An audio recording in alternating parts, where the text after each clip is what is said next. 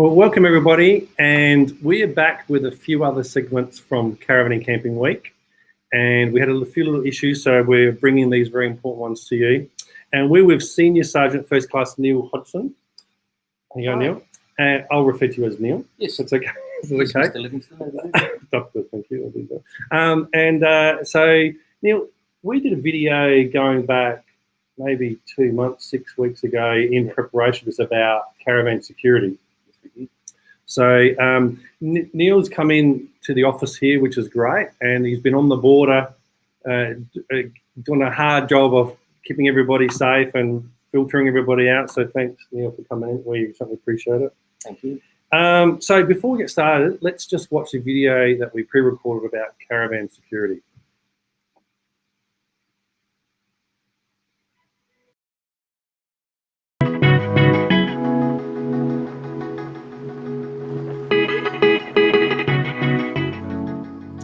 Hi everyone, I'm Stuart from the Caravan and Camping Industries Association of South Australia, and this is our Ask an Expert series. This is, I think, our third or our fourth one now, and we're here to talk to you about a new caravan and recreational vehicle security brochure.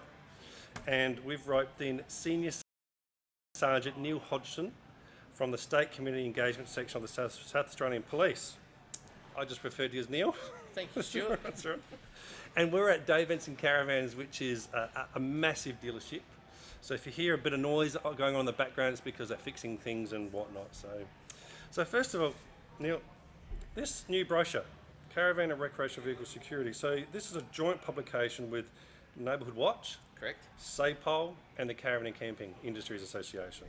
Yes, it is. It's an excellent opportunity for SAPOL to partner with the Caravan and Camping Industry Association and our leading crime prevention program, Neighbourhood Watch, just to raise community awareness about caravan and recreational vehicle security, both whilst you're on the road as a caravaner, but also prior to undertaking a trip, and of course once you've returned home, just to educate the community about some simple security tips and to generally raise awareness. It's funny because when you're away, I always find I get a bit lazy and a bit content with just leaving stuff out.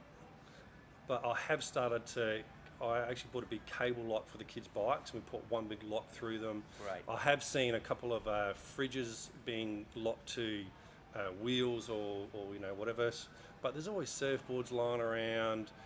Sometimes there's bikes. So I think this is a really good lesson here, just so when you do go away, just to be alert and to start thinking about security. So why is caravan security such a hot topic for you guys at the moment? Well, sadly, Stuart, caravans are not dissimilar to motor vehicles in that they are a target for would-be criminals and thieves to break into and to steal. There were a number of caravans in 2019 that were stolen.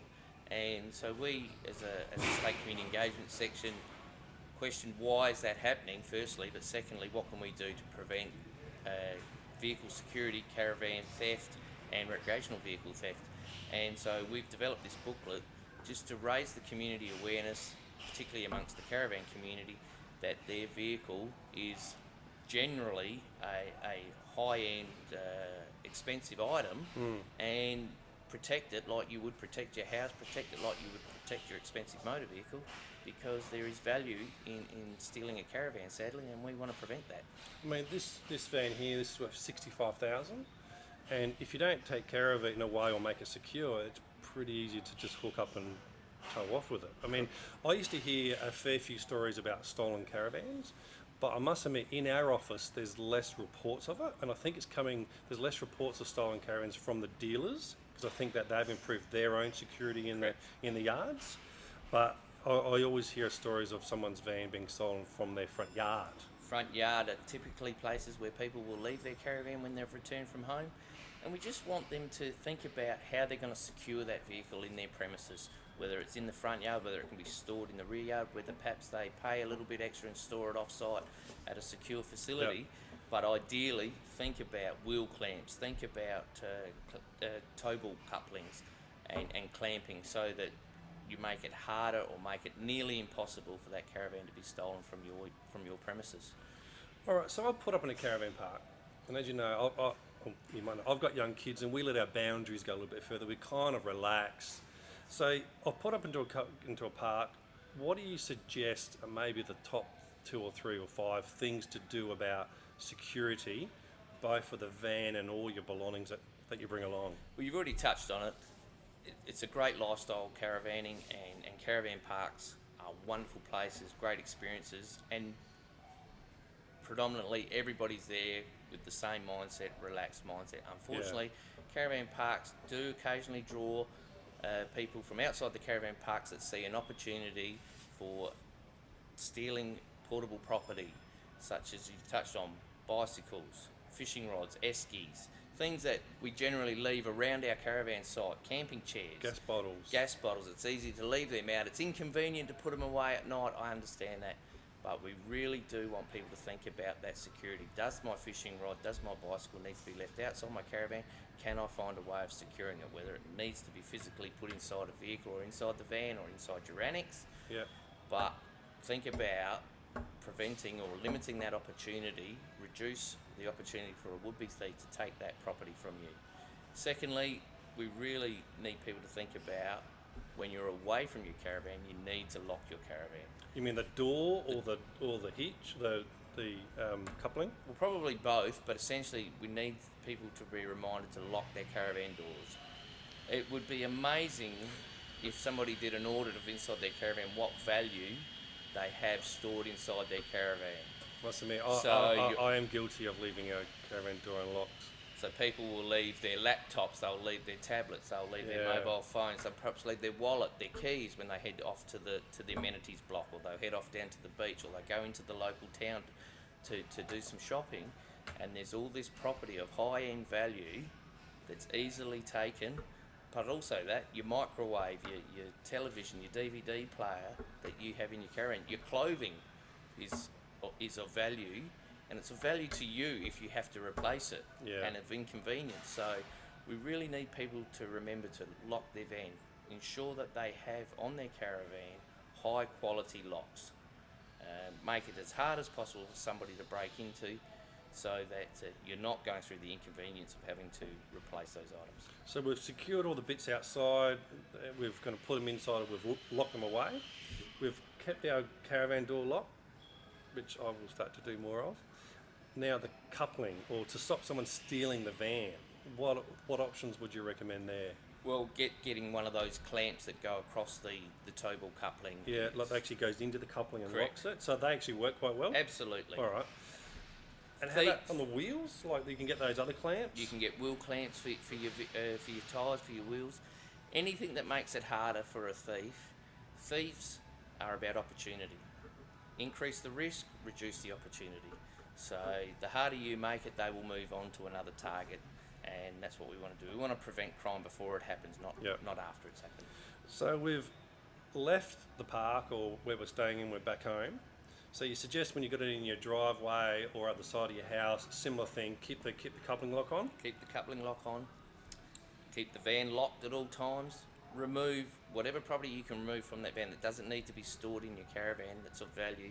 Remove it, lock it inside your house, inside your shed, so that it makes it harder for a would-be thief. Also the boot, the front boot, like you should keep that locked too? Always keep that locked, because that's one of the first places that a would-be thief would be drawn to. Because usually you got what you have outside that you want to secure, you might just chuck in the front boot, but unless the front boot's locked, you just... Correct. Now, I've actually got a story. Unfortunately, I've been hit by crime in my caravan as well. I've heard.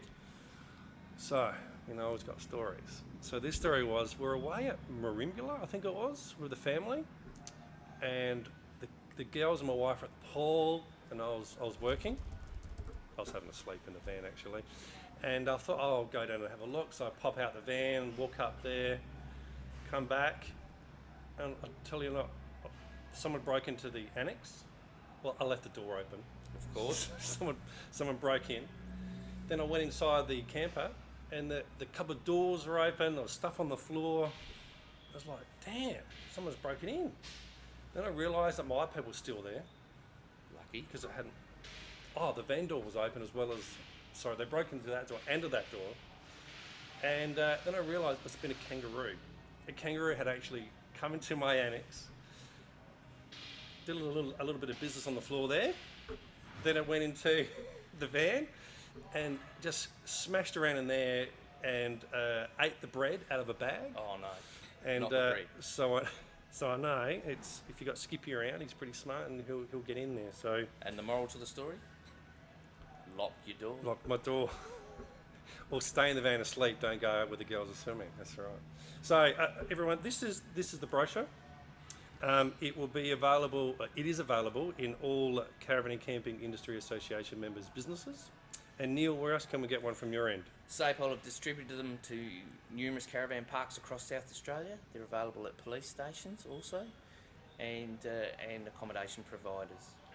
Excellent. Well, thank you so much, Neil. And they're also available online at www.police.sa.gov.au. And from our website too, which is going to be typed across the bottom. Good job, Georgie. So thank you so much, Neil. No, thank so you. this is a joint publication between the South Australian Police, Neighbourhood Watch and the Caravan and Camping Industries Association, and always look for this logo for member businesses and events. So thanks, Neil. Hopefully I don't see you again. Thank you for the opportunity. Well, I'll see you at the show, but I don't And want to see you on formal business. See you at the Caravan and Camping Show. Come and visit the SAPOL stand and collect your booklet from the show.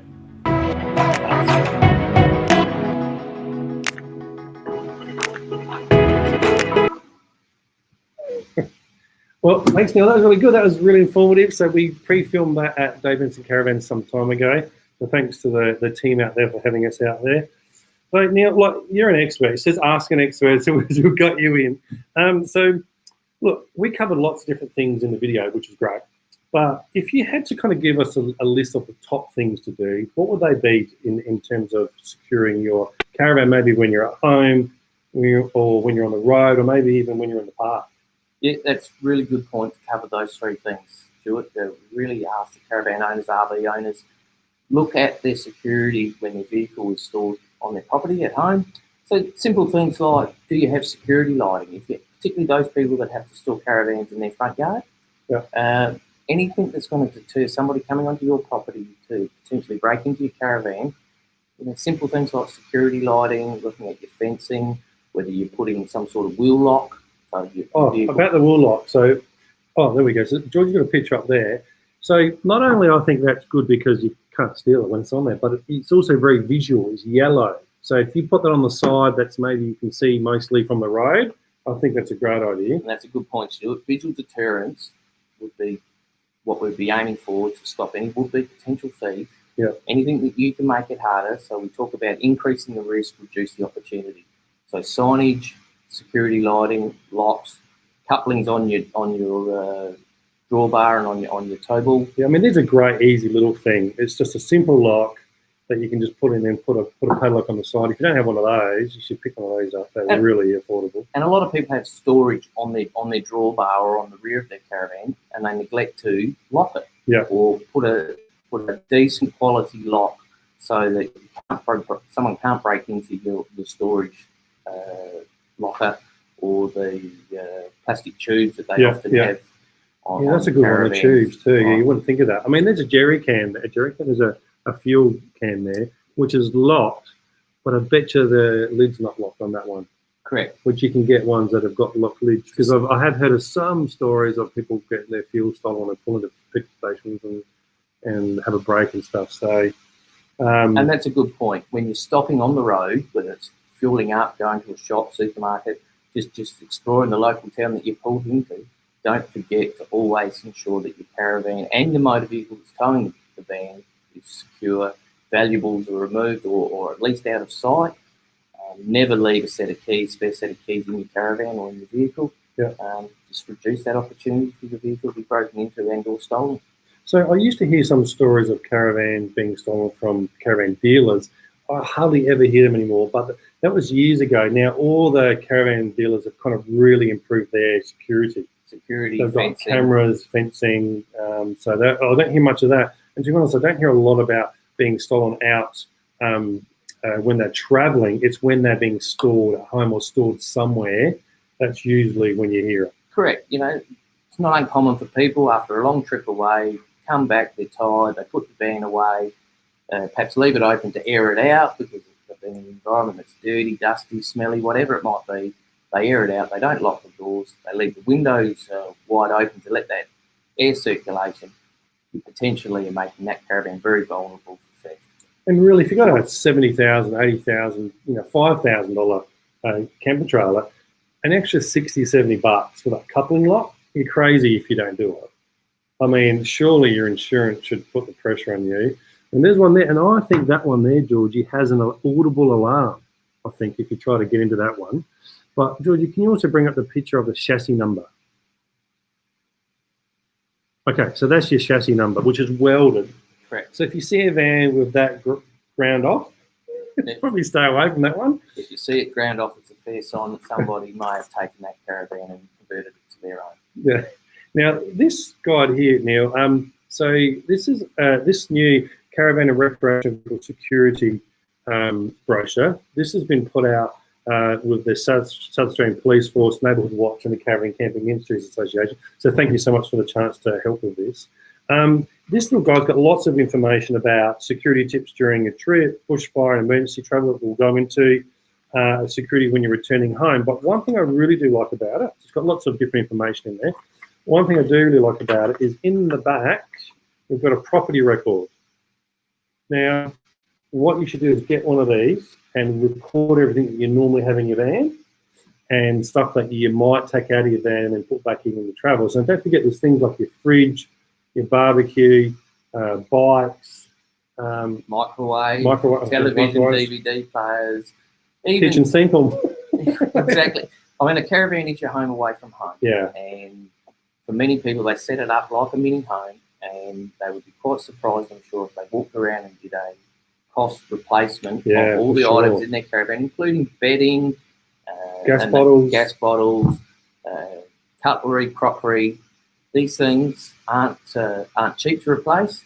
So to help police, should your van be broken into, use the property record, take photographs of your items. We encourage people to engrave their property where they can, or use a UV pen, so that it will assist police in locating that property should it be stolen.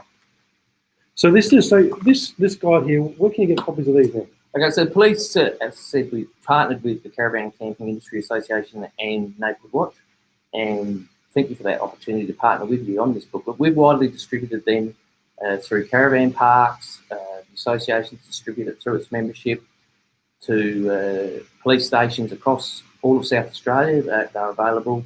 They're also available online, and if you want to get a copy and you can't go out to get one from a police station or a caravan park or an association member, I'd really encourage people to look at our online version. You can download it. It's the same booklet. It's available on the website address that's coming across the screen now. It's a great read and got some really good tips. Caravan clubs throughout South Australia, we've distributed to all the caravan clubs as well, and had a really good response back from the caravan club. So really encourage people viewing this and encourage their friends to get a copy of it or to download it and view it on. So that means most police stations have them? Police stations, they will distribute to all police stations across South Australia. Pick up there. And Georgie's just put up there the link in the comments. We can click on there to be taken straight there, and we've got up on the screen. So before we go about that, we have these terrible bushfires nearly all over Australia, and we decided to put a good section about bushfire emergency and when you're travelling. So just tell me a little bit about that. Well, certainly, it was terrible fire danger season, last fire danger season, and we're not that far away from coming into our next fire danger season in summer, and people starting to move around and get out and about and go camping. Fires are a terrible thing, and we'd really encourage people to view the information that's contained in the booklet. If you're travelling throughout the state or throughout Australia when borders reopen, make sure you're aware of the current fire danger rating for that particular day or for the period that you're away. Information can always be obtained through ABC radio and other local stations, as well as the CFS website. If it's declared a total fire ban day, there are certain restrictions on whether you can have open air fires and or using gas barbecues. So really, really take important notice of the current fire danger seasons.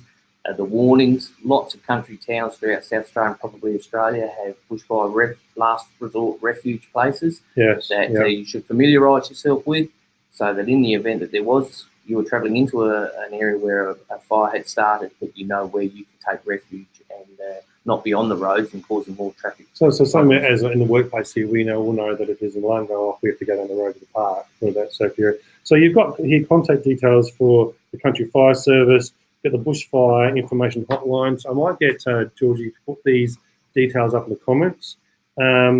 We've got also a Facebook page called Country Fire Service, or to visit the CFS website.